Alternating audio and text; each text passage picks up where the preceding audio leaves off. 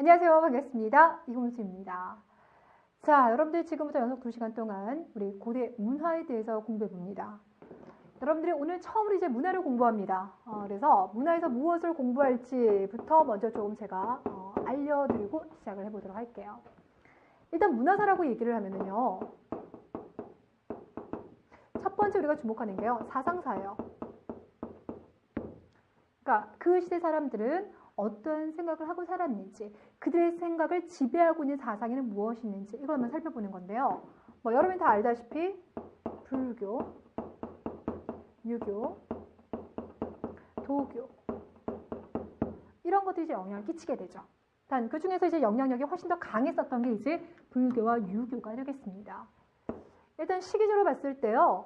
고대 국가에서는 불교가 정치와 어떤 종교 모든 걸 다 장악하고 있어요. 그러니까 마음이 괴로울 때도 부처님을 찾는 거고요. 나라 힘들 때, 정체가 안 될 때도 부처님을 찾습니다. 그러니까 모든 것들 다 부처님을 통해서 해결을 하려고 했었고요. 그러다 이제 조선시대가 되면요. 유교에다 또 많은 걸 또 의지를 했죠. 나라를 다스릴 때도 공자님 말씀처럼, 평상 때 살아갈 때도 공자님 말씀처럼. 그러니까 하물며 어린아이들도요. 남녀 7세 부동석이라고 해가지고 나이가 딱 차면은요. 남자 여자 따로 앉아야 돼요. 남녀 유별이라고 해가지고. 그러니까 이런 일상생활까지 유교가 다 장악을 해버리게 돼요. 그렇다면 고대 말고요. 조선 말고요. 가운데 있는 고려는 어땠을까요? 지분이 반반이에요. 그러니까 사람들이 마음 힘들 때는 부처님 찾아가지만 나라 정치가 잘 안 될 때는요. 부처님한테 가는 것이 아니라 그럴 때는 이제 유학 경제를 읽으면서 어떤 식으로 다시 통치하면 될까? 예전에 어떤 제도를 시행했었지? 공부하는 겁니다. 되셨어요? 그래서 이렇게 일단 나눠보는 거. 자, 두 번째는 과학 쪽을 봅니다. 과학이라고 한다면 일단 천문 쪽을 먼저 봐요. 천문이라고 하는 건 하늘을 읽어내는 거죠. 그렇죠? 언제 계절이 바뀌는지, 또 비가 언제 오는지 이런 걸 가지고 달력도 만들고 농사할 수 있는 적당한 시기를 또 알려주고 이런 게 바로 천문입니다. 이런 천문이요. 중요할 수밖에 없는 게요. 제가 좀 전에 말씀드린 대로요. 전 근대 국가는 농사 짓고 삽니다. 농사 짓고 살아가는 사람들 입장에서는요. 가장 중요한 게 날씨 변화이거든요. 그러니까 날씨 변화에 대해서 알고 싶어요. 그래야지만 미리 태풍을 대비해가지고요. 어떻게 제방을 좀 쌓고 이런 노력을 하지 않겠습니까? 근데 문제는 일반 개인이 그런 걸 알아내기 좀 힘들어요. 이런 상황 속에서 국가가 얘들아 한 달 있다가는 가을이 시작될 거야. 수확 준비해. 얘들아 얼마 있다가는 씨 뿌리기 딱 좋을 거야. 이렇게 알려주면 그냥 그 사람들은 와 정말 짱인데 이런 생각 들겠죠. 되셨어요? 그래서 농업사회이기 때문에 농업 발전에도 영향을 주는 거지만 천문이 발달하면요. 그만큼 아직은 사람들이 과학적 지식이 없었기 때문에 이것을 가지고 왕권을 강화시키는 데 이용할 수도 있습니다. 되셨어요? 그래서 각 우리 왕조 시기별로요. 천문 발달을 위해서 많이 노력을 하는데요. 지금 우리가 공부하고 있는 시기는 고대사회죠. 고대사회 천문에서는요. 딱 두 가지만 알고 계시면 돼요. 첫 번째는요. 고구려예요. 고구려가 익히 천문도를 되게 잘 만들었대요. 별자리 같은 거 잘 해가지고요. 그런 걸 잘 정리를 했다고 합니다. 물론 지금은 남아있는 게 없긴 하지만 고분 있죠. 고분에 보면요. 그 천장에 그런 이제 별자리들이 만들어져 있는 거예요. 그런 걸 가지고 참 잘 만들었겠구나 라고 추정할 수가 있는 거죠. 자, 고구려 천문도 기억해 주세요. 나중에 조선시대 때 과학 이야기하면서 다시 한번 불러올 겁니다. 지금은 말씀 안 드릴래요. 그리고 이제 신라는요. 선덕여왕 있죠. 선덕여왕이 첨성대를 만들어요. 왜 만들었을까요? 이거 관측하려고요. 예, 맞아요. 그러니까 이런 걸 통해서 우리 왕은 일반 평민들과 다른 어떤 신비로운 힘을 가지고 있어. 하늘의 이치를 깨우칠 수 있는 그런 힘이 있어. 이런 걸 이제 알려주는 거죠. 자, 그래서 이게 천문 같은 거 알아봐야 되고요. 두 번째는요. 인쇄술 들어갑니다. 아주 옛날에는요. 뭔가 똑같은 책을 만들고 싶다 그러면 보고 뺏기는 거였어요. 그러니까 얼마나 이 출판 능력이 떨어졌겠습니까? 그러다가 이제 목판 인쇄들이 등장해요. 나무 같은 데다가 도장 파듯이 파는 거. 근데 이렇게 파니까 너무 불편해요. 그쵸? 그래서 그 다음부터는 글자 하나를 금속 활자로 만들어줍니다. 그래서 목판 인쇄술, 금속 활자본 이런 것들이 어떤 순서대로 어느 시기 때 발달하는지 볼 거고요. 그거 말고도 이제 무기라든지 다양한 기계 같은 거 등장하는 거 이런 거 살펴볼 것이고요. 자, 세 번째는요, 예술 분야예요. 다양한 작품을 보면 됩니다. 뭐 불교랑 관련된 작품을 본다 그러면요, 불상이나 탑 이런 게 등장하겠죠. 참고로 말하지만 여러분, 이 탑이라고 하는 건요, 부처님 그 자체를 말해요. 왜냐면 부처님이 열심히 이제 수행을 했죠. 비가 오나 눈이 오나 악마들이 막 이렇게 막 꼬드겨도요, 악마야 꺼져라 이러면서 계속 참선을 하셨습니다. 그리고 그분이 나중에 돌아가시고 나니까 열반에 이제 오르시고 나니까 이제 엄청나게 많은 사리가 나와요. 이 사리가 이제 전 세계로 뻗어나가는데 그 부처님의 귀한 사리를요, 아무데나 줄 수가 없잖아요. 그러니까 뭐합니까? 탑을 만들어서 그 가운데 딱 봉안을 하는 거예요. 그래서 기본적으로 탑이라고 하는 것은 부처님 그 자신, 그 부처님 전부를 상징합니다. 그래서 여러분들이 탑을 어디 가면 볼 수 있냐면요, 절에 딱 갔을 때요, 절에는 많은 건물 중에서 가장 메인 건물이 뭡니까? 대웅전이잖아요. 대웅전 바로 앞에 보면 탑이 있어요. 예, 결국 그 자체가 부처님이기 때문에. 그래서 탑돌이라는 걸 하죠. 탑줄 이렇게 도는 거야. 나중에 이제 부처님 사리가 이제 더 이상 없어졌을 때는 어떻게 하냐? 부처님 말씀을 적어둔 불경 있잖아요. 불경을 탑 안에 넣어두는 거야. 그러니까 부처님의 사리나 부처님의 말씀이나 다 그것이 부처님 자체를 말하는 거니까요. 되셨어요? 자, 이거 말고도 뭐 다양한 그림이라든지 아니면 각 시기별로 독특한 서예가 등장할 수도 있고요. 또 고려 청자와 같은 각종 도자기가 등장할 수도 있고요. 그러니까 기본적으로 보니까 이 문화가요, 참 볼 게 많아요. 네, 대단히 볼 게 많죠. 그 중에서 일단 오늘은 뭘 볼 거냐면요, 삼국의 불교만 공부합니다. 통일신라 발해의 불교까지만 공부를 합니다. 그리고 다음 시대는요, 삼국에서부터 통일신라 발해까지 나머지 것들을 쭉 공부하게 될 거예요. 이해되시겠어요? 오케이. 자, 그럼 여러분과 제가요, 이제 불교에 대한 공부를 하게 될 텐데, 여러분들이 기본적으로 불교에 대해서 뭘 알고 계실까요? 불교에서는 이제 승려들이 부처님 말씀을 따라서 수행한다, 뭐 그런 거 말고 여러분이 아시는 거. 여러분들 이 수업을 따라가기 위해서는요, 딱 두 가지만 알고 계시면 됩니다. 자, 일단 첫 번째, 불교에서 우리가 이제 부처라고 얘기하죠. 이런 부처는요, 한 분일까요? 여러분일까요? 한 분일까요? 여러분일까요? 여러분이에요. 일단 요거 하나 기억해 두세요. 부처라고 하는 건요, 해탈한 자입니다. 해탈한 자. 그 해탈한 자 중에서 여러분 가장 많이 알고 있는 게 석가모니 불인 거예요. 석가모니 불. 그거 말고요, 약사불, 아미타불, 비로자나불, 미륵불, 해탈한 자, 여러 명이에요. 되셨어요? 그러다 보니까 이제 각 시대적 특징에 따라서, 그러니까 갑자기 이제 이 부처에 대해 더 주목하거나 이런 게 있죠. 그런 게 있어요. 자, 특히나 이제 삼국시대에서 그런 모습이 나타날 거니까 잘 기억해 두시고요. 두 번째, 불교라고 하는 종교는 모든 종교가 그러하겠지만 기본적으로는요, 내 힘든 마음, 이 힘든 마음을 위로받기 위해 사람들이 종교에 빠져드는 거예요. 사람이 정말 등 따시고 배부르고 아무런 걱정이 없으면요, 종교 자체는 등장하지 않아요. 그러니까 전 세계적으로 종교가 등장했던 지역이요, 서남아시아죠. 거기서 크리스토교랑 이슬람교, 유대교가 등장했죠. 그렇죠? 또 인도, 하나같이 살기가 다 너무 힘든 지역이에요. 기후나 여러 가지 측면에서. 그러다 보니까 왜 우리는 이렇게 힘들게 살아야만 합니까? 라는 물음이 종교로 이제 발전을 하게 되는 겁니다. 되셨어요? 그래서 종교는 모든 종교가 기본적으로 현재의 내 삶은 어떻게 하면 좀 더 나아질 수 있을까? 죽고 난 다음에 내가 좋은 곳에 갈 수 있을까? 이건 모든 종교가 하는 공통된 고민인 건데요. 그런데 또 불교 같은 경우는요, 그 안에 다른 점이 뭐가 있냐? 교회나 성당 가시면요, 당신이 열심히 기도하고 나면 당신도 예수가 될 겁니다. 그렇게 얘기하는 건 아니죠. 그렇죠? 그러니까 예수의 사랑을 더 알게 될 것이고 하나님의 뜻을 더 알게 된다고 하지, 그렇게 열심히 기도하고 나면 당신이 하나님이 될 거예요. 이렇게 얘기하지 않죠. 근데 기본적으로 불교에서는요, 당신이 열심히 수행하고 나면 당신도 부처가 될 것이다, 이렇게 얘기를 합니다. 이게 바로 뭐냐? 성불이에요. 성불. 성불하세요.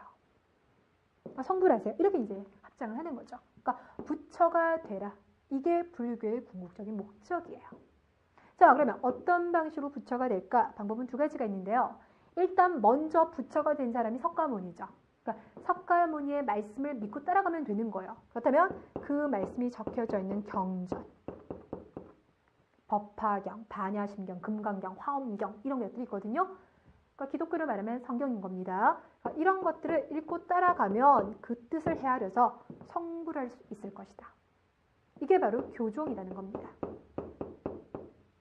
반면에 또 다른 책에서는 뭐라고 하냐면 부처가 언제 책 읽어서 부처 된 거 아니거든. 그러니까 우리도 부처처럼 뭐 하면 열심히 참선을 하면 부처가 될 수 있을 것이야. 참선. 그래서 이거 바로 선종이라고 합니다. 되셨어요? 오케이. 그래서 나중에 우리가 역사를 공부하다 보면요. 오늘 당장 나옵니다. 교종파가 유행했다, 선종파가 유행했다 이런 얘기 나와요. 됐나요? 자, 그러니 각 시기별로 교종파가 더 우세했는지 아니면 선종파가 더 우세했는지 여러분이 보시면 됩니다. 자, 그러면 지금부터 우리가요. 삼국의 불교 시작해 보도록 할게요. 자, 먼저 일단 시대적으로 봤을 때 이제 삼국의 불교를 먼저 살펴보고요. 그 다음에는 통일신라 불교. 발해 같은 경우 불교를 좀 세밀하게 보지는 않아요. 왜냐면 남겨져 있는 게 얼마 없어서. 일단 삼국은요, 기본적으로 불교가요. 그러니까 외국에서 들어온 거잖아요. 그래서 여러분이 첫 번째 파악해 주실 거는 불교가 어떤 경로를 통해서 우리 땅으로 들어왔니? 요거부터 먼저 갑니다. 그러니까 인도에서 시작되어진 불교가 중국을 통해서 우리 땅으로 들어왔다. 특히 이때 고구려 같은 경우는 주로 어느 쪽과 많이 교류를 했냐? 우리가 고구려 백제 신라를 나뉘고 있을 때 중국 같은 경우는 남북조를 나뉘었었죠. 이때 북쪽에 보니까 전진이라는 나라가 있어요. 그 전진으로부터 불교를 받아들였는데 이것이 몇 세기? 4세기 후반에 소수리망 때가 되겠다. 그래서 순도라고 하는 승려가 들어오면서 전래가 된 거고요. 이렇게 받아들인 것을요. 어디로 전파시키냐? 신라입니다. 이때는 이제 신라가 고구려 가서 많이 받았다고 했죠. 그러면서 정치적 간섭도 많지만 종교도 받아들이게 되는데 눌치 마리간 시기 때 묵호자라고 하는 승려에 의해서 들어가게 됩니다. 근데 신라 같은 경우는요. 새로운 문화를 받아들이는 게 아직 연습이 안 됐어요. 그러니까 기존의 그 토착 문화가 워낙 강하다 보니까 왜 굳이 이걸 믿어야 해서 반감이 커요. 그래서 인정받는 데 시간이 상당히 많이 걸렸죠. 그러다가 이제 6세기 어느 왕시기 때? 법흥왕 시기 때 공인되는데요. 특히 법흥왕 때 공인될 때 퍼포먼스 하나 벌어지죠. 2차 도리 순교가 있습니다. 자, 반면에 백제 같은 경우는 중국의 남조와 교류했는데요. 이때 남조의 나라가 동진이라고 있었어요. 우리 지난번에 여러분들 쫙 개요 잡아드렸는데 그거 완벽하게 외우신 거 맞죠? 이때 동진을 통해서요. 백제 땅에 들어왔던 인도 승려가 있습니다. 마라난타거든요. 그 마라난타에 의해서 우리 1년밖에 즉위 안 했었던 왕이 있었죠. 그렇죠. 침류왕 시기에 들어왔고 이것이 나중에 이제 외로 이어집니다. 일본으로 이제 전파가 되는데 그 시기가 언제냐면 6세기 성왕 시기가 돼요. 그래서 노리사치계라고 하는 이제 사람이 일본에 가가지고 불상이랑 이제 불경을 전해주면서 일본 불교 수용 이렇게 되는 거죠. 되셨어요? 자, 그렇다면 두 번째.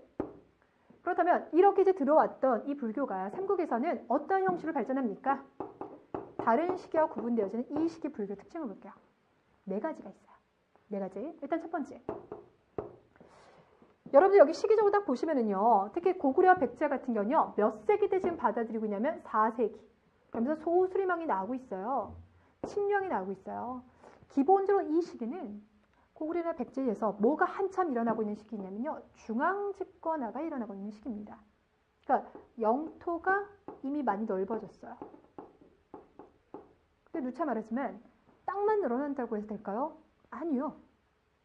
이 나라에 있는 사람들이요. 그러니까 이 땅 안에 살고 있는 사람들이 한 마음으로 뭉칠 수가 있어야 돼요. 그러기 위해서는 법도 하나요, 종교도 하나로 만들어주는 것이 유리합니다. 그래서 소수리망 시기 때 이때 법을, 율령을 반포하는 거예요. 그래서 종교를 보니까 당시에 누군가는 호랑이를 믿기도 하고요. 누군가는 곰을 믿기도 하고요. 누군가는 무당을 통해서 하늘을 제사 지내기도 해요. 다 각자 믿고 있더라는 거죠. 안 되겠어요. 이 모든 것들을 통합할 수 있는 고등 종교가 필요하다. 그래야지만 뭘 할 수 있다? 중앙 집권화할 수 있더라. 되셨어요? 자, 그래서 삼국의 불교 같은 경우는요. 왕실이 적극적으로 받아들이는 겁니다. 왕실이 중앙 집권화에 이 불교를 이용하기 위해서 적극적으로 받아들였어요. 자, 특히나 당시에요. 왕족불 사상이 있었거든요. 그러니까 왕은 곧 부처다. 왕은 곧 부처다. 그러니까 사람들이 불교를 믿기만 하면요. 그러니까 부처님을 믿고 따르듯이 왕을 믿고 따르게 된다라는 거죠. 이제 가시겠어요?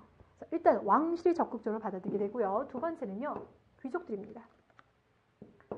그래서 이것을 이제 귀족 불교 이렇게 얘기를 해요.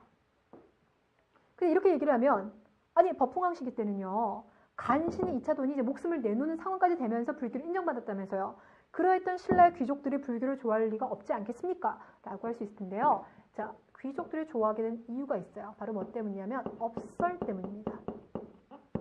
업설. 여러분 평상시때요, 뭐 업보 때문에, 이놈의 내 업보 때문에 그런 얘기 들어보신 적 없어요? 그러니까 불교에서는 기본으로 한 사람이 이제 인생을 놓고 봤을 때 이것이 한 번에 끝나는 것이 아니라 계속 새롭게 이어진다라고 얘기합니다. 이것이 바로 윤회 사상이에요. 그러니까 우리가 지금 있다고 해서 지금 처음 태어난 것이 아니라 이미 전생도 있고 그 전생도 있는 거예요. 그러니까 윤회 사상이라고 하는데, 자, 그럼 내가 지금 참 행복해. 지위도 높고 노비도 많이 데리고 있어. 그렇다면 이것은 내가 전생에 좋은 업을 많이 쌓았기 때문이다 라고 얘기하는 거죠. 지금 내가 현재 너무 괴로워? 그러면 내가 전생에 지은 죄가 많아서, 아니면 일반 동물들 같은 경우는 전생에 지은 죄가 너무 많아서 사람으로 태어나지도 못한 거예요. 결국 이 업설이라고 하는 건 무슨 말이 되냐? 귀족들이 누리고 있는 여러 가지 특권은 그거는 니네가 전생에 너무 좋은 걸 많이 해놔서, 그러니까 귀족들의 특권을 인정해준다 이렇게 얘기할 수 있겠죠. 그러니까 원래 사람들이 살아가기 힘들면요, 사회 탓을 해야 되는 거예요. 그러니까 이건 지금 이놈의 사회가 잘못된 거야. 이건 구조적인 거야 라고 해야 되는데, 평민들 같은 경우도 내가 지금 이렇게 힘든 거는 전생에 업이 많아서. 뭔지 아시겠죠? 그쵸? 그러니까 내가 잘 사는 건 내가 전생에 잘 해놨기 때문이야 라면서 귀족에게 그 지위를 계속 부여하고 있는 거예요. 바로 이러한 업설로 인해서 신라 귀족들도 이제는 좋아하게 되는 거죠. 자, 세 번째.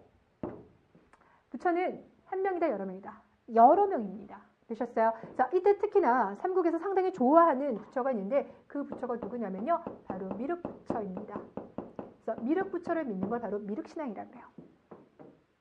미륵부처는 어떤 분이냐? 미래에 올 부처예요. 미래에 올 부처. 그러니까 고통받고 있는 중생들을 보니까 너무 마음이 괴로워요. 그래서 미래 짠짠 하고 나타나서 내가 너희들을 구원해 주리라 이겁니다.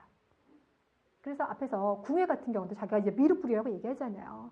그러니까 그만큼 이 미륵에 대한 이제 신앙들이, 물론 이게 지금 시대는 거꾸로 된 거긴 합니다만, 이 미륵을 기다리는 이 민중들의 마음은요, 이때부터 쭉 조선시대까지 계속 가요. 그러니까 나라가 힘들기만 하는 사람들이 이때쯤이면 이제 미륵부처가 올 때가 됐는데, 이런 생각을 가지고 있을 정도로. 이해 가시겠어요? 그리고 이제 보살이 있어요, 보살. 부처는 이미 이제 해탈한 자를 말하는 거고, 보살은 지금 해탈 중에 있는 사람, 수행 중에 있는 사람, 이런 걸 이제 의미하는데, 미륵보살 같은 경우는 지금 이제 해탈하려고 도솔천에서 열심히 고민하고 있습니다. 근데 이제 중생들이 지금 너무 걱정되는 거예요. 정진도 하면서 사색에 빠져 있는 거예요. 그래서 여러분들 왜 미륵보살 방갈 사유상이라고 들어보셨죠? 미륵보살 방갈 사유상 이렇게 생각하고 계신 분. 네. 그게 바로요, 고민에 빠져 있는 미륵보살의 모습이 돼요. 절대 주무시는 거 아닙니다, 여러분들. 근데 이 미륵보살 방갈 사유상이 여러분들 아시는 거는 이제 그 국보 83호. 되게 예쁜 거 있어요. 금동으로 된 그거고요. 근데 그거 말고도 전국에서 한 40개 정도가 출토가 됐어요. 그러니까 고구려, 백제, 신라 할 것 없이 정말 다양하게 미륵신앙을 숭배했구나. 이걸 알 수가 있고요. 이런 미륵신앙의 흔적은요, 또 어디서 볼 수 있냐면, 백제 같은 경우는요, 아예 절 이름을 미륵사라고 했었잖아요. 신라 같은 경우는요, 화랑들 있죠. 이 화랑을요, 미륵보살의 화신이라고 생각을 했대요. 됐나요? 자, 그리고 또 하나. 이때 불교는요, 정치적인 것에 상당히 빠르게 반응을 해요. 그래서 나라의 위기 상황에 있을 때는 나 수행하는 거 말고 나라가 먼저라고 생각합니다. 우리가 이것을 바로 뭐라고 하냐면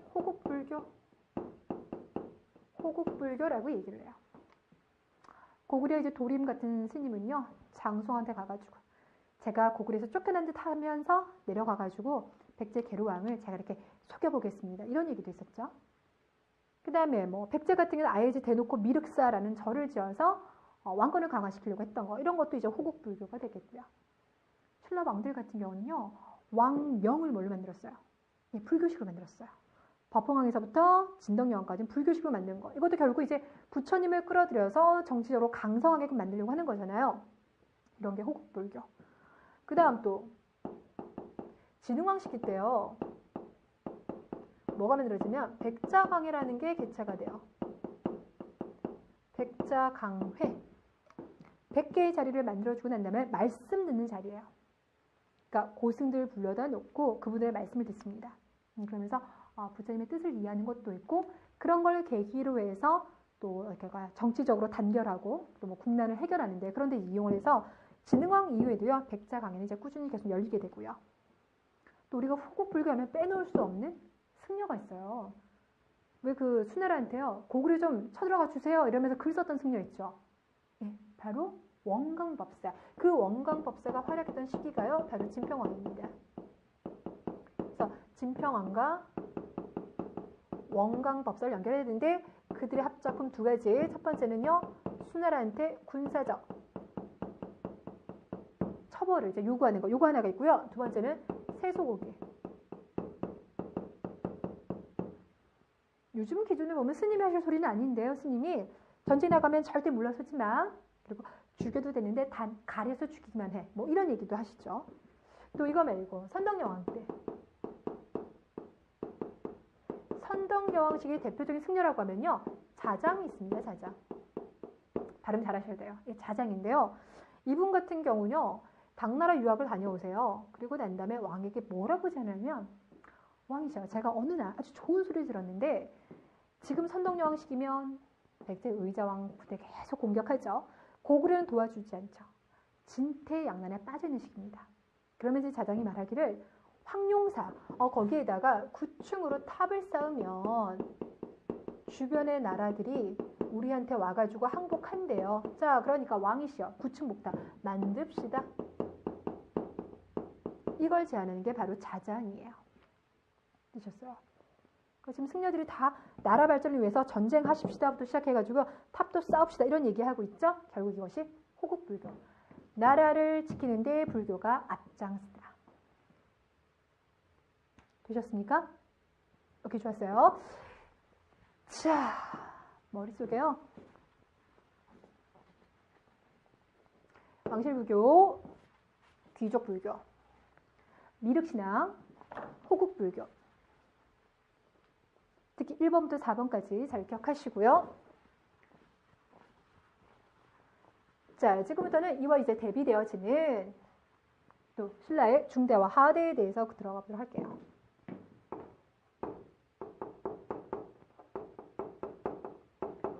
앞서서 제가 불교는 기본적으로 성불을 추구한다. 이 성불되는 방법은 두 가지가 있는데 하나는 열심히 불교 경전을 읽는 방법이 있고 또 하나는 참선하는 방법이 있습니다. 라고 했었죠. 자, 그 중에서 신라 중대 때 유행했었던 건 바로 뭐냐면 불교 경전을 열심히 읽는 겁니다. 이것이 바로 교종이에요. 됐습니까?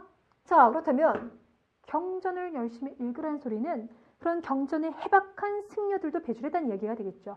예, 맞아요. 자, 그래서 우리가 앞서서 많이 언급했었던 원효, 의상 있죠. 원효와 의상이 활약하던 시기가 바로 신라 중대예요. 이 원효 같은 경우는요. 우리나라를 대표하는 가장 최고의 승려. 정말 경전을 해석하는데 가장 최고의 능력을, 탁월한 해석 능력을 보이고 있는 승려라고 합니다. 자, 그래서 원효부터 먼저 출발을 해볼게요.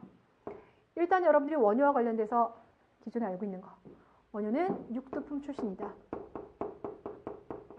그래서 그 아들 설총이 있다고 얘기했었고요. 또 하나는 혹시 원효가요. 당나라 유학 가려고 했었던 이야기 알고 계실까요? 의상과 더불어서 당나라 유학 가려고 했습니다. 근데 시간이 늦어가지고 이제 어느 동굴에서 잠을 자게 되죠. 근데 이제 자다 보니까 너무 목이 말라서 살짝 더듬거려서 바가지는 물을 마셨는데 참 개운하고 좋았어요. 근데 다음날 눈을 떠보니까 이거 해골바가지야. 그럼 속이 안 좋아지는 거죠. 그러면 생각한 것이 어제와 오늘 분명히 물은 하나였는데 내 마음이 무엇인지에 따라서 달콤하게 느껴지기도 하고 너무 끔찍스럽게 느껴지기도 해. 결국 모든 것은 마음에서 비롯되는 것이지 내가 당나라 유학 간다고 해서 더 좋은 승려가 되거나 부처의 뜻을 깨우치는 건 아니구나 라고 해서 당나라 유학을 안 가세요. 됐죠?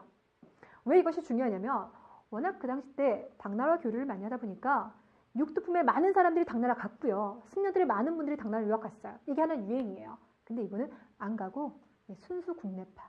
순수 국내파인데요. 최고의 지식을 보입니다. 자, 이분 같은 경우는 정말 웬만한 불경은 다 읽었대요. 정말 많이 공부하셨대요. 그러면서 그분이 알아낸 거죠. 아, 내가 그 많은 불경을 읽어보니까 있잖아. 부처님 말씀은 다른 게 아니었었어. 다 결국은 하나였었어. 뭐라고요? 부처님의 말씀은 서로 다른 것이 아니라 결국은 하나였었어. 이걸 주장해요. 하나의 마음, 이걸 바로 일심이라고 합니다. 됐습니까? 부처님의 마음은 결국 하나였다. 자, 그러니 우리 서로 다투지 말고 화해하면서 조화를 이루고 살자. 이걸 바로 화쟁사상이라고 해요. 조화를 이루고 살자. 이게 바로 화쟁사상. 자, 우리가 왜 이 사상에 주목을 하게 되냐면요. 당시 원효가 활약하고 있던 시기는요. 무열왕 때예요. 원효 같은 경우는 무열왕에 나중에 사위가 된다라고 얘기했었잖아요. 그러니까 그 전 때부터 이제 무열왕 시기까지 활약을 하게 되거든요. 한참의 통일을 준비하는 시기인 거죠. 이게 봤더니 고구려, 백제, 신라, 불교 스타일 다 달라요. 그러니까 그런 것도 나중에 대립할 수가 있거든요. 그의 이러한 이야기는 결국 불교, 통합 뿐만 아니라 민심을 하나로 모으는 데도 도움되지 않겠습니까? 자, 그리고 그의 이러한 사상을 여러분이 엿보시고 싶으시면요. 그와 관련 책을 읽어주시면 되는데요. 그가 남긴 것들 중에서요. 신문, 화쟁론. 화쟁사상을 주장했으니까 신문, 화쟁론 맞을 거고. 대승기신론서. 대승기신론소. 금강, 삼매, 경론. 이런 게 있어요. 여러분 지금 여기서 볼 수 있는 론자다. 이건 바로 뭐냐면요. 해설서예요. 그러니까 불교 관련된 책에다가 해설을 달았습니다. 모르면 절대 해설 못하는 거죠. 그렇죠? 소라고 하는 건 이제 주석을 달았습니다. 이런 거예요. 그러니까 탁월한 해석력을 보이고 있고요. 이러한 해석력은요. 중국에서도 인정한 날이 있어요. 중국에서 대장경을 만들 때 지금까지 중국에 얼마나 많은 승려가 있었겠어요. 땅이 넓은 만큼. 그렇죠? 근데 자기네 승려 말고 외국 승려. 유일하게 원효 넣어줍니다. 그만큼 원효의 사상은 탁월하다고 얘기할 수 있죠. 자, 또 하나는요. 원효가요. 다양한 부처 중에서 주목하는 부처가 있습니다. 바로 누구냐면 아미타불입니다. 또 이 아미타불은 어떤 부처냐? 이미 이제 성불 했죠. 부처니까. 그래서 저기 그러니까 기독교로 말하면 천국 있잖아요. 천국 같은 곳을 이제 극락정토라고 하는데요. 거기 이미 성불하시면서 딱 거기서 이제 기다리고 계세요. 그러면서 이제 중생들을 구제하는 거 도와주고 있는 그런 부처가 이제 아미타불이 되겠는데 사람들은 죽어서요. 다 천국 가고 싶어요. 지금 사는 게 너무 힘드니까 나중에 죽어서라도 좋은 곳에 갔으면 너무 좋겠다. 그런 바람이 있죠. 그래서 원효가 말합니다. 다른 거 필요 없고 아미타불을 진심 어리게 외쳐봐봐. 그러면 아미타불이 너희들을 극락 왕생하는 길로 이끌어줄 거야. 이렇게 얘기해요. 됐어요? 그래서 나오는 게 나무 아미타불. 이게 나오는 거예요. 나무 아미타불. 되셨어요? 자, 그래서 우리가 아미타불을 바탕으로 해서 죽고 난 다음에 내세를 기원할 수가 있고 아미타불을 찾아가는데 어려운 경전 막 안 읽어도 되죠. 그렇죠? 그전 같은 경우는 어려운 경전, 한자로 되어 있는 걸 읽어야만 되다 보니까 일반 백성들에게 불교는 너무 멀기만 해요. 가보고 싶어도 저게 뭔 소리인지 알아들을 수도 없어요. 수리수리, 마하수리, 수수리, 사바. 뭔 뜻인지 하나도 모르겠단 말이죠. 그런데 원효가 말합니다. 나무 아미타불. 이것만 외치게 되면 아미타불이 너희들을 나중에 극락왕생하게 도와줄 거야 라고 얘기합니다. 그러니까 백성들 입장에서는 불교가 참 쉽고 친근하게 다가오죠. 그래서 불교의 대중화에 앞장섰다. 이 부분 정말 중요하게 배도 주셔야 돼요. 되셨어요? 자, 그리고 아미타 신앙. 이거 따라가는 걸 바로 뭐라고 하면 정토종이라고 합니다. 그래서 정토종을 발달시켰다. 이것도 맞는 소리고요. 자, 이번에는요. 의상 볼게요. 거의 비슷한 시기인데요. 이쪽이 조금 더 선백적이라고 보시면 되겠습니다. 자, 의상 같은 경우는 일단 진골 출신이에요. 출신도 조금 다르고요. 또 그는 당나라 유학 결국 갔다 옵니다. 그리고 당나라에서 특히 이제 관심을 많이 가졌던 것이 바로 뭐냐면 화엄 사상이에요. 이 화엄 사상의 핵심 중에 뭐가 있냐면 1, 즉, 즉, 1이라는 게 있어요. 하나가 전부고 전부가 하나다. 그러니까 근본은 하나인데요. 보여지는 모습은 여러 개인 거예요. 또 다양한 현상이 펼쳐지지만 결국 근본은 하나다. 이것이 바로 화엄사상입니다. 됐나요? 그러니까 결국은 궁극적인 것은 또 하나다라는 이야기를 하고 있는데요. 자, 이것은 또 뭐랑 관련되어 있냐면 그가 활동하고 있던 시기는 문무왕과 신문왕 때. 그럼 삼국을 통일을 하고 결국 체제 정비를 하고 있던 시기입니다. 그렇죠? 그 체제 정비를 할 때 누구를 중심으로? 왕을 중심으로. 그러니까 다양하지만 결국은 하나이다. 다양한 권력은 결국 누구에게로? 왕에게로. 그래서 신라 중대 때요. 왕권 강화하는데요. 사상적으로 크게 기여가 됩니다. 되셨어요? 그래서 그의 이러한 사상을 바탕으로 해서 등장한 불교 종파를 바로 뭐라면 화엄종이라고 하는데 그 화엄종을 그가 열었어요. 되셨어요? 그리고 그 근간이 되는 절이 바로 어디냐면 저기 경상북도 영주에 가시면요. 부석사라고 하는 절이 있거든요. 그 부석사가 바로 이곳입니다. 많은 제자들을 양성하면서 화엄종을 개창했어요. 그래서 이 교종이 이제 발달하게 되면 교종 안에서도 다시 세력이 나눠져요. 그래서 우리가 이걸 바로 뭐라면 오교라고 하거든요. 그러니까 경전을 연구하는데 그 경전에서도 어떤 경전을 보다 더 중점적으로 볼 것인가에 따라서 5개로 나눠지는데 그 5개 중에 하나가 바로 화엄종. 그리고 원유에 쓴 이름만 들어주세요. 법성종이라고 있어요. 법성종. 그러니까 5개 중에서 2개를 이분들이 개창했다라고 보시면 되겠죠. 되셨습니까? 자, 그리고 또 하나. 그의 이러한 사상을 엿볼 수 있는 그림이 있어요. 이것이 바로 화엄. 화엄 사상인가 화엄 맞고요. 1승 법계도. 화엄 1승 법계도. 그림 도자. 근데 막 진짜 그림이 그려져 있는 건 아니고요. 108자 가지고요. 글자를요. 이런 식으로 정리를 해놨습니다. 결국 가운데는 왕에게서, 부처에게서 모이게 되는 거죠.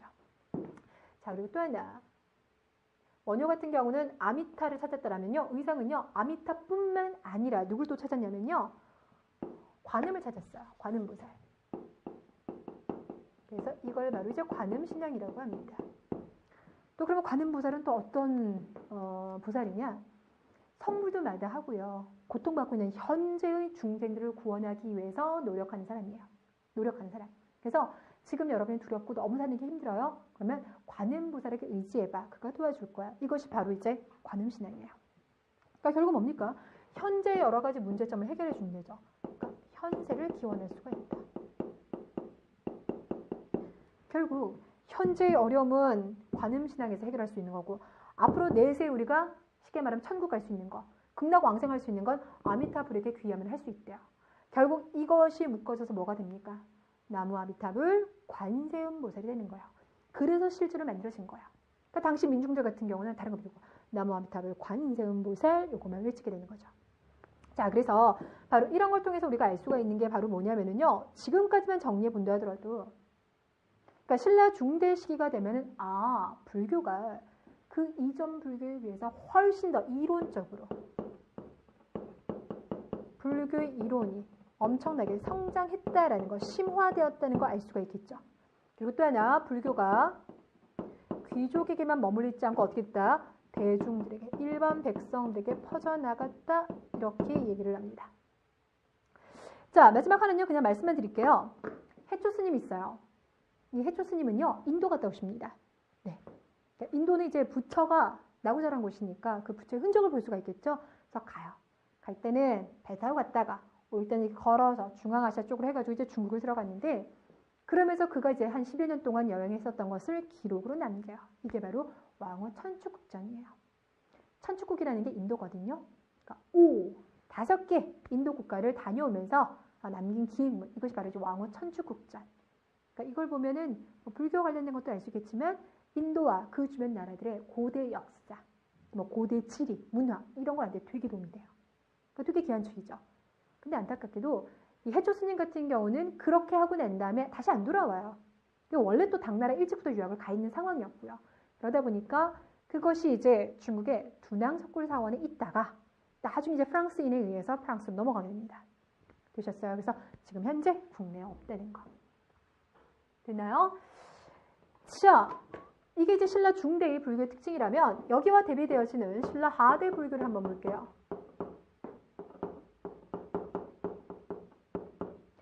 신라 하대 불교는요. 앞서서는 교종 중심이었죠. 그럼 지금부터 뭐? 선종 중심? 그렇죠. 그럼 여러분이 드는 생각이 선종이요. 이때 신라 땅으로 들어왔나 보죠. 라고 생각할 텐데 그거 아니에요. 이미 들어온 건요. 통일 직후 때 들어왔어요. 단 그때는 별로 인기가 없었어요. 그러다 보니까 처음에는 교종 종파에 더부살이를 했어요. 별도의 사찰 같은 것도 거의 없었기 때문에 교종 종파랑 같이 있다가 서서히 신라 하대로 오면서 인기를 끌기 시작합니다. 그러면서 미안해 방 뺄게 독립합니다. 그러면서 별도의 사찰들이 등장하는 거죠.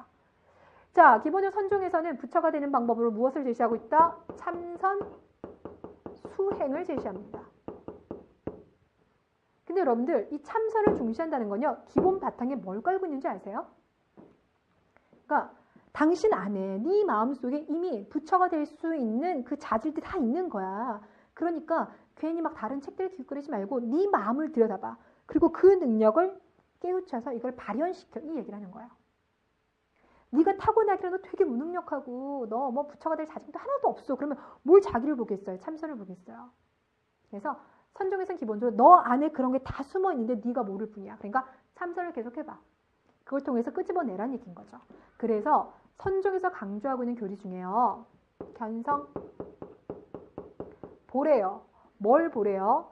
당신 안에 있는 불성, 당신 안에 있는 본성을 보래요. 그렇게 되면 오도, 도가 따라올 것이다. 그죠? 또 불린 문자, 문자, 글. 부처의 진리는 글로써 세울 수 있는 게 아니야. 부처의 진리는 글로써 세울 수 있는 게 아니야. 그러니까 글로 정리할 수 있는 게 아니야. 그러니까 뭐 해야 된다? 참선하자. 근데 그러한 이야기에 대해서 이제 솔깃하는 사람들이 있습니다. 바로 누구냐면요. 호족이에요. 왜냐면 신라 하대 때 그들은 새로운 사회를 꿈꾸거든요. 근데 기존에 있었던 교종 같은 경우는 누랑 손 잡고 있냐면 친구들. 저 어려운 이야기들. 그렇죠? 뭐 나무아미타불, 간세음보자 그거 말고요. 신문화 쟁론이라든지 대승기준론서. 백성들이 어떻게 읽고 호족이 어떻게 읽었어요? 호족 나름 무식해요, 여러분들. 돈만 많고 힘이 좀 셀 뿐인 거지. 되셨어요? 자, 그러다 보니까 직몰과 결합되어 있었던 교종파는 호족한테 입맛이 안 맞아요. 그런데 이런 얘기 딱 놓으니까 내 스타일인데 이렇게 되는 거죠. 무엇보다 선종의 이러한 수행 방식은요. 기존의 교종에서 말했던 거랑은 뭔가 입장이 달라요. 개혁적이잖아요. 자, 결국 그래서 호족은 선종 승려들을 후원을 하게 되고 그러면서 선종의 종파가요. 되게 많이 생겨요. 몇 개 생기냐? 9개 생깁니다. 몇 개로요? 9개. 이걸 바로 선종 구산이라고 하는데요. 이 산자가 뭔지 아세요? 진짜 산이에요. 왜냐면 수행을 하기 위해서는 시끄러운 뭐 도시 이런 데보다는 조용한 산속이 낫지 않겠습니까? 그러니까 산을 찾아가게 되고 또 지방 호족들도 당연히 지방에 머무르다 보니까 그게 딱 맞아 떨어지는 거죠. 그래서 가지산파를 시작으로 해서 가지산에서 등장했다고 해서 이제 가지산파라고 합니다. 가지산파를 시작으로 해서 전국에서 이제 선종 이제 종파들이 등장하게 되고요. 그 마지막이 어디냐면요. 수미산파.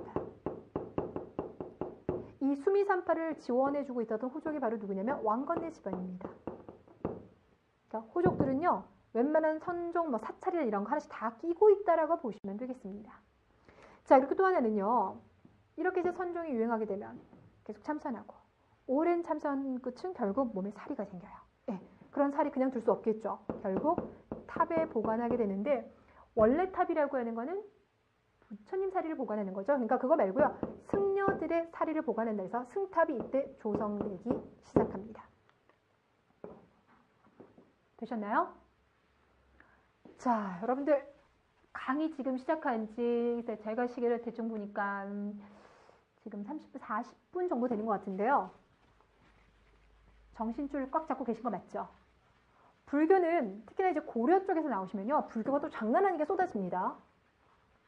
그렇기 때문에 여러분들이 여기서 해결할 내용을 해결하셔야지만 우리가 이제 중세 불교를 이야기할 때요. 이것과 연결시켜서 또 다른 또 여러분들이 이제 스펙트럼을 좀 넓혀볼 수가 있어요.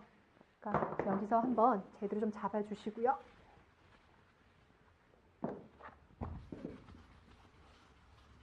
자, 그 다음에 발해불교 같은 경우는요. 별도로 얘기는 하지 않고요. 그동안 얘기했던 거 잠깐 하자면 발에도 결국은 불교는 상당히 많이 발달해 있었어요. 단 그 흔적이 조금 제한적이라는 게 이제 단점이긴 하죠. 이 발해가 마지막까지 가장 오랫동안 수도를 했던 곳이 어디였었어요? 상경. 그래서 상경에 그 왕궁터를 이렇게 봤더니요. 어우, 그 안에 상경 왕궁터 그쪽에만 하더라도요. 10여 개의 절터가 있었대요. 그러니까 이런 걸 보건대 꽤 많이 발달했구나라는 걸 우리가 이제 엿볼 수 있다. 이렇게만 보시면 됩니다. 자, 그럼 이제 우리가 남아있는 마지막 부분이요. 결국은 불교와 관련된 이제 문화재 부분이 남아있습니다. 이 부분은 여러분들이 암기할 게 많죠. 자, 불교 예술과 관련해서는 크게 두 가지 분야를 접근할 텐데요. 일단 첫 번째 보는 부분은 불상이에요. 두 번째는요, 탑을 봅니다. 나중에 이제 고려시대 가면 뭐도 이제 보게 될 거냐면 절도 보게 돼요. 왜냐면 이제 그 시대 건축물 같은 경우는 지금도 이제 남아있는 것이 있기 때문에 보게 되지만 아직은 아니에요. 예. 뭐 아까 영주 부석사 같은 경우는요. 지금 영주에 가면 부석사가 있지만 그 건물 지금 쓰고 있는 거 아니거든요. 예. 그건 워낙 오래됐으니까. 그래서 중간에 불 나서 새로 한번 짓고 다 이런 겁니다. 자, 그렇다면 일단 첫 번째 불상. 먼저 그 중에서 삼국시대. 자, 삼국시대 고구려의 불상을 보면요. 여러분이 딱 하나만 기억하시면 되는데요. 불상에요. 연가 7년이라고 쓰여져 있어요. 연가 7년이라고 쓰여져 있어서 연가 7년명 금동 열애 입상. 그러니까 재질은 금동으로 되어 있고요. 부처님이 서 계십니다. 이 뜻이에요. 입상 서 계시더라. 그래서 부처님이 그렇게 크진 않는 요만한데요. 부처님 뒤에 광배가 되게 예뻐요. 그러면서 거기 여러 가지 글이 쓰여 있는 거 이게 특징이고, 백제를 대표하는 불상하면요. 충청남도 서산을 한번 가보세요. 서산을 가보면 마애불이 있는데 마애라고 하면요. 벽면에 새긴 불상이에요. 그러니까 이렇게 절벽 같은 데 있잖아요. 여기다 부처님을 새겨놨어요. 그러니까 생각보다 되게 커요. 그래서 이렇게 봐도 되게 큰데요. 그 큰데 미소를 너무 잘 표현을 했습니다. 그래서 어떤 식으로 이제 그 조명의 빛에 따라서 웃는 것 같기도 하고 약간 그냥 근엄한 것 같기도 하고 다양한 표정을 선보이고 있어서 백제의 미소라는 별명을 가지고 있죠. 신라 같은 경우는요. 아무래도 경주 가져야 되겠죠. 자, 여기에 베리에 가면요. 또 새 부처가 서 있습니다. 이런 게 있어요. 자, 이렇게 발달했던 것이 삼국이 통일되면서 최고의 물교 미술을 보이게 돼요. 왜 그러냐? 각 나라에서요. 얼마나 뛰어난 그런 기술들이 있겠습니까? 뛰어난 손재주를 가진 사람들이 많았겠죠. 근데 그게 한 곳에서 뭉치게 되잖아요. 그래서 예술 최고 수준의 예술미를 여러분들이 바로 이 중대 시기 때 엿볼 수 있어요. 그러니까 뭐 불국사, 석굴암 이런 게 나오고요. 불상도요. 불국사 말고 석굴암에 가보시면 가운데에 본존불이 있거든요. 석굴암 본존불상 같은 경우는 현재 우리나라에 있는 모든 불상 중에 정말 최고로 쳐요. 정말. 가보면 느껴지는 게요. 이렇게 딱 보면 일단 그 비율이 완벽해요. 그러니까 우리가 이걸 밑에서 싹 바라봤을 때 그 밑에서 바라봤을 때와 이렇게 서서 바라봤을 때 있을 거 아니에요. 근데 보통 이게 좀 위에 올라가 있기 때문에 그 부처님 본존불상이 좀 위에 올라가 있거든요. 그러니까 우리가 이렇게 밑에서 이렇게 위로 바라보게 되잖아요. 근데 그 바라보는 각도까지 다 고려해가지고 완벽한 신체 비율을 만들어놨어요. 너무 풍채가 이렇게 풍만하지도 않고 너무 그렇다고 왜소하지도 않고요. 적당해요. 표정도요. 화내는 것도 아니에요. 그렇다고 해서 뭐 인상 쓰는 것도 아니고요. 웃고 있는 것도 아니고 참 그 오묘한 느낌. 나는 니들 다 알아. 나 생각하고 있어. 이런 표정 있잖아요. 정말 모든 이 세상의 진리를 다 알고 있는 듯한 표정. 그래서 그 신라 사람들이 생각하는 최고의 그 이상적인 부처님 모습 있잖아요. 그 부처님 모습을 표현한 것이 바로 석굴암에 있는 본존불상이 되겠습니다.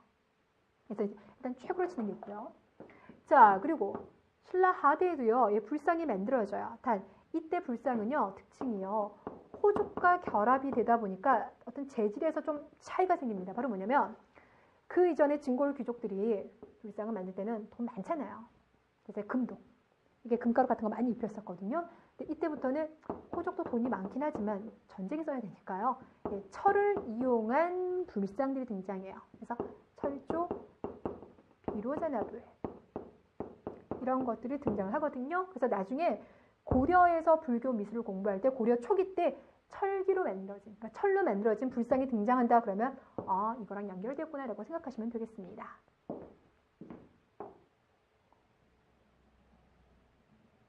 자, 이번에는요, 탑을 좀 볼까요? 기본적으로 여러분들 우리나라에서 가장 많이 볼 수 있는 탑은 재료가 뭐예요? 예, 되게 단단한 화강암이죠. 그쵸? 그거 뭐 어떻게 두드려 부시지 않는 이상 뭐 불, 비 이런 거에 되게 강합니다. 자, 그런데 처음부터 그렇게 돌 가지고 탑을 만들었던 건 아니에요. 처음에는요, 나무를 가지고 탑을 만들었어요. 일본 같은 경우는요, 나무로 탑을 만듭니다. 이걸 바로 목탑이라고 하는데, 자, 그러다 보니까 고구려 같은 경우는요, 남아있는 탑이 없어요. 나무는 만들긴 쉽긴 하지만 이거 불이라든지 아니면 물에 되게 취약하죠. 그래서 남아있는 게 하나 없고요. 백제 같은 경우는 2개 남아있습니다. 그 중에 하나가 바로 미륵사지, 서쪽에 남아있는 탑. 원래 이게 동탑, 서탑 다 있었던 것 같은데 지금 남아있는 건요, 서쪽에 있는 탑밖에 없어요. 이 미륵사지 석탑 같은 건 되게 좀 독특한 게 뭐냐면요, 우리가 보통 이제 석탑이라고 생각을 하면 탑들이 더 나오죠. 일단 바닥에요, 먼저 이제 기단이라고 해서 먼저 이렇게 기반을 다져주고 난 다음에 그 위에 탑신이라고 해가지고요, 이렇게 한 층 올립니다. 참 그림 못 그려요. 예, 다시 또 한 층 올립니다. 뭐 이런 식으로 해서 요게 몇 층에 따라서 지금 이렇게만 그리면 이제 2층짜리죠. 2층 탑 없어요. 무너지지 않고서는 그런 탑 없고요. 위로 이제 못 그려서 제가. 그래서 이런 식으로 해서 1층이다, 2층이다 이렇게 표현을 하거든요. 근데 미륵사지 석탑 같은 경우는 우리가 일반적으로 보는 그런 석탑과는 모습이 되게 달라요. 그러니까 재료는 돌덩이가 맞아요. 근데 못을 봤더니 막 중간에 기둥도 막 4개씩 있고요. 들어간 입구도 보여요. 그러니까 재료는 돌덩이인데 표현하고 싶었던 건 목탑의 옛날 그 탑을 보여주고 싶었던 거예요. 뭔지 아시겠죠? 자, 그래서 우리가 뭐라고 표현하냐면 이 미륵사지 석탑은 목탑에서 석탑으로 넘어오는 그 과정을 보여주고 있다 이렇게 얘기를 해요. 자, 이번에는요, 공주로 가겠습니다. 공주로 가시면요, 정림사지라고 하는 절터가 있고요. 거기에 5층으로 된 석탑이 있어요. 이거 어디 있다고요? 부여에 있다고요. 부여라고 하면 백제의 마지막 수도. 이게 맞아요. 그래서 백제가 결국은 이제 김유신 군대와 당나라 소정방 군대에 의해서 멸망당했잖아요. 그리고 난 다음에 소정방은요, 이 백제 부여에다 불 질러버립니다. 그래서 7일 밤낮으로 불이 계속 났다고 해요. 그러면서 거기 있는 왕궁부터 시작해서 다 불타버렸겠죠. 남아있는 게요, 이거밖에 없어요. 되셨어요? 그러면서 거기다가 또 낙서를 해요. 뭐라고 하냐? 백제를 평정한 기념탑 이러면서 낙서를 합니다. 그래서 이걸 예전에 뭐라고 하냐면 백제를 평정한 탑이다. 그래서 평제탑이라고 하는 서름을 당하기도 했어요. 물론 지금은 그렇게 안 부르지만. 자, 신라 갑니다. 신라탑 하면 또 나와요. 뭐라고요? 황룡사 9층 목탑 단. 남아있진 않죠. 나무로 만든 게 지금까지 남아있으면 너무 신기할 텐데 고려 때 몽골이 쳐들어오면서 불타버렸고요. 대신에 남아있는 건 뭐가 있냐면요, 그 옆에 분황사라는 절이 있어요. 근데 여기 갔더니 돌로 탑을 만들긴 했는데요, 벽돌을 자른 것처럼 하나하나씩 잘라서 만들었어요. 이걸 바로 분황사 모전석탑이라고 합니다.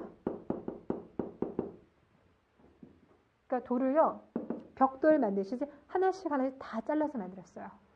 분황사 모전석탑. 됐죠? 자, 그러다가 이것이 이제 삼국 통일되면서요, 또 하나로 오는데요. 이거 기억하세요. 3개의 나라를 하나로 통일했죠. 그래서 이때 나오는 탑들이요, 대부분 3층 탑이에요. 3개의 나라를 하나로 통일했기 때문에 대부분의 탑들은 3층 탑이라. 그리고 그 대표적인 게 가문사라는 절이 있거든요. 거기서 있는 3층 석탑. 제가 개인적으로 우리나라에 있는 모든 탑 중에서 가장 사랑하는 탑. 한번 가면요, 거기서 30분이고 1시간이고 계속 그냥 쳐다봐요. 진짜 얘기하는 것 같아요. 기분이요. 네. 시험 바쁘신 여러분들과 이런 헛소리 하려고 하는 게 아니라 정말 여러분 나중에 한번 가보세요. 이 가문사지 3층 석탑 같은 경우는요, 이거 이제 신문왕 때 만들어지는데, 그러니까 가문사라고 하는 게 뭐냐면 은공에 감사하더라는 겁니다. 그러니까 신문왕의 아버지가 이제 문무왕이 되겠죠. 문무왕이 이제 절을 이제 짓기 시작하다가 그걸 이제 마무리 시킨 것이 신문왕이 되겠습니다. 그러면서 삼국 통일에 한 여러 가지 수고를 표현하는 거예요. 그래서 문무대왕릉과 대단히 가깝습니다. 차로 한 5분 정도 거리에 있는데요. 되게 탑이 단순해요. 그냥 이렇게 생긴 모습의 3층 탑입니다. 그리고 이게 높이도 13m가 넘어요. 보고 있으면요, 이러고 봐야 돼요.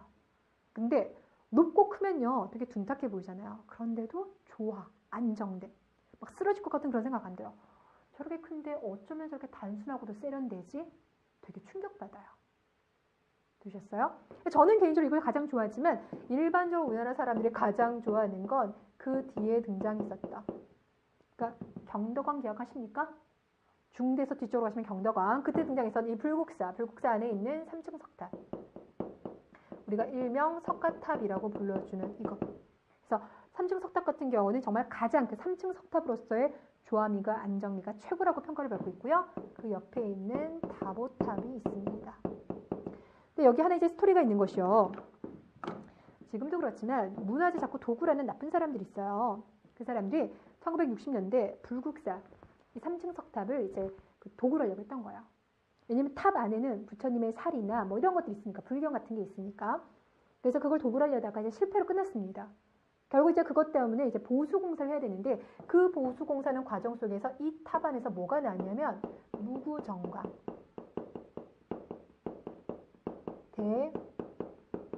대다라니경이 나왔어요. 무구정강 대다라니경. 무구정강 대다라니경. 다란이라고 하는 게요, 주문이에요. 그러니까 이 주문서를 외우면 너 모든 뭐 걱정, 뭐 이런 것들, 뭐 아픈 거 다 날아갈 거야. 이게 바로 이제 무구정강 대다라니경인데요. 생긴 게요. 이게 7cm고요. 이게 6m짜리예요. 되게 얇죠. 그 종이에 막 써놨어요. 근데 1000년이 지난 지금까지 그게 남아있는 거예요.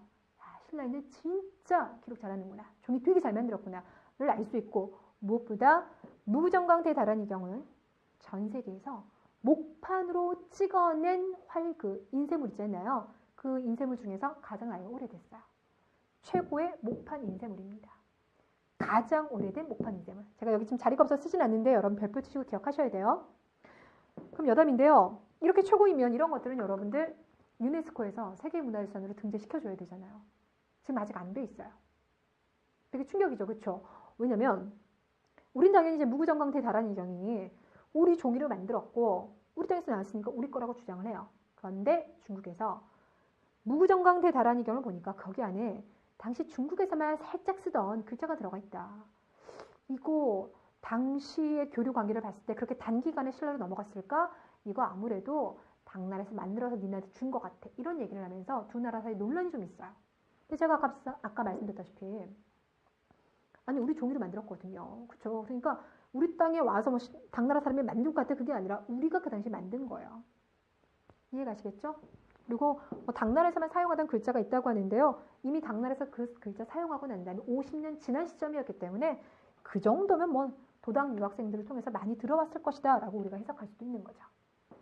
자, 가문사지 3층 석탑, 불국사 3층 석탑, 3층 나오죠. 이 3층 시리즈는요. 하대에서도 이어집니다. 그래서 여러분들이 강원도 양양에 가보시면요. 진전사지라고 있어요.